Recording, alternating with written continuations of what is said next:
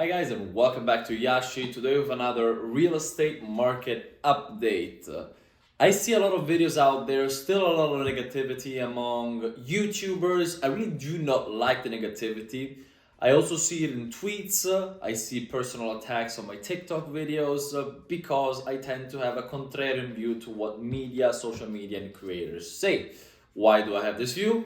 Because I look at the data. They do too, but it don't show you the full picture. And that's exactly what we're gonna do today. We're gonna click on record. Today we're gonna look at the data from Redfin. And we're gonna look at the historicals from 2020, so a couple of years ago, to today, and figure out what is happening and get some kind of forecast, some kind of idea of what we could expect in the future.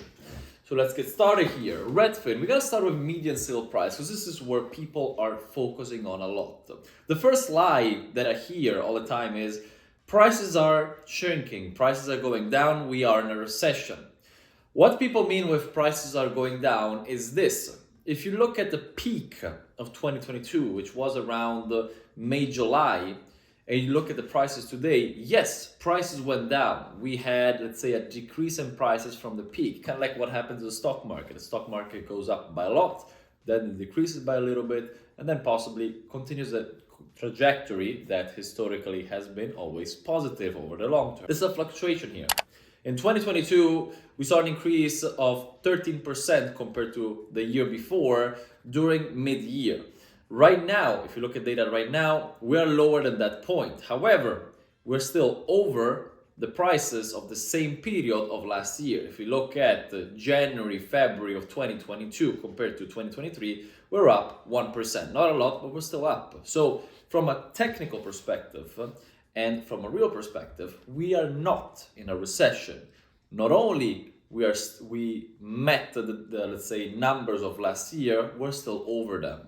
With that said, in the next couple of months, technically we could be seen as if we were in a recession if prices stay where they are right now. Because for us to be over the prices of last year, prices would have to increase another 10-12% in the next couple of months, which I believe is unsustainable unless people come back into the market. Because what happened last year? Last year we saw a decrease in demand and in the beginning increase in supply, which then started to slow down more and more.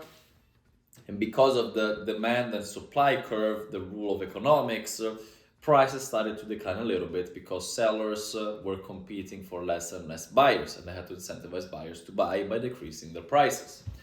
However, if we look at the inventory today, where are we?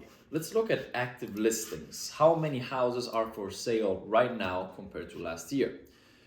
If we look at 2022, as I just mentioned with prices, we saw a gigantic increase in supply during mid-year because sellers were trying to get rid of the properties and upgrade into something new before interest rates would be too high. Remember that we started 2022 with a 3% interest rate on average on a 30-year mortgage, and now we're over 6%. So loans became more expensive. That said, we saw a gigantic influx of new inventory, which then started to slow down more and more and more. Why? Well, as interest rates hit 6% and plus on a 30-year mortgage, people that own a house were not incentivized to upgrade into something new, because if they did, they would have upgraded to something that was more expensive and which had interest rate twice as high compared to what they have now.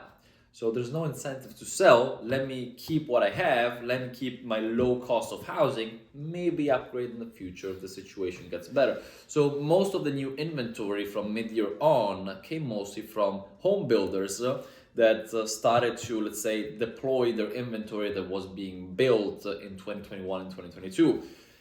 Why? Because they had a lot of backlog in orders and material, and we had a lot of problems with supply chain.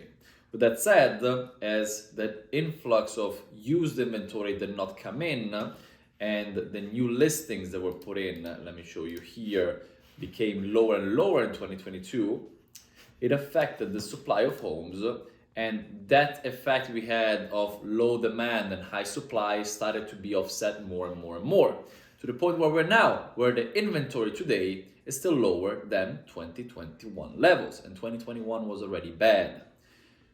If we add 2022, you understand what I mean with bad. 2022, which was already a very competitive market, we saw an inventory of 1 million homes. Fast forward today, we are at less than 700,000, a 30% decrease compared to a market which was a little healthier. So the situation is bad if you're a home buyer. If you're a home seller and you understand the data, you understand that you're still in a good spot. And if we look at new listings, we can see where the trend will go. In 2022, we saw a gigantic decrease in listings compared to the last new listings, so new homes being listed on the market compared to the last years, which then also kicked in 2023. If you look at here, yes, inventory new listings are on the uptrend, but we're still lower than what we saw in 2022, 2021, and 2020, which all three were low inventory years. So data is not looking good if you're a home buyer. The general thought here is, even if demand is lower than before, we still have less and less homes, which means that more and more people will be competing for less and less homes, which means, as it happened in 2021, we could get again into bidding wars, which will push prices higher. Pending sales. One of the main data points that YouTubers, negative media, and negative press is putting out is number one, the sale price, which we just went over. Number two, pending sales. For the first time in the past couple of months, pending sales are again at the levels we saw in 2020. And homes sold are on a pretty good uptrend. They were still lower than the past years because of low inventory and because of lower demand, but it is on a higher trend compared to these other lines. So it means that on paper, we have new home buyers coming in. Buyers that probably are getting very angry to their landlords that are charging more and more because of inflation and want to stabilize their cost of living. Because here's the thing, when you buy a house, your mortgage will stay pretty much the same for the next 30 years. The only cost that will mostly change is the taxes on the house, which are, let's say, put out and enforced by the state, not by the mortgage company, and insurances that could increase with inflation or risks and everything. For the rest, principal interest payments pretty much stay the same throughout the next 30 years. That is the cool thing of having a mortgage versus rent. The problem of rent is, especially what we saw in the past 2 years, you are being controlled fully by the landlord. The landlord can increase your rent, the landlord can kick you out if they need a house. So you have less of freedom and less control over one of your major expenses in life, which is the cost of shelter. With that said, guys, if we look now at the data in general, what we're seeing is lower inventory, demand coming back in.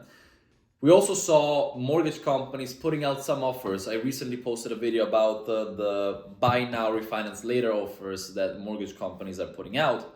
So more and more incentives to get buyers back in, which means higher demand, which will mean more people competing for less houses, which could, I'm not saying it would, but it could set up the foundation for a gigantic increase in prices as we saw in 2020 and 2021 for the same exact concept of higher demand, lower supply, more people competing, more people outbidding to buy the same amount of homes.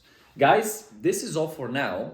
I hope this video made sense. I wanted to provide you with a little different view about real estate compared to what you see out there, because I believe that what you see is literally psychological terror from YouTubers, media and everything, trying to scare you, trying to lure you into watching videos. And I believe you should get a full view of what is happening, also contrarian views, to make yourself a good opinion on what is happening, whether you should buy or not. I hope this helped out. If you like what I'm doing, please like and subscribe. It would really help out the YouTube algorithm. Thank you for watching, and ciao.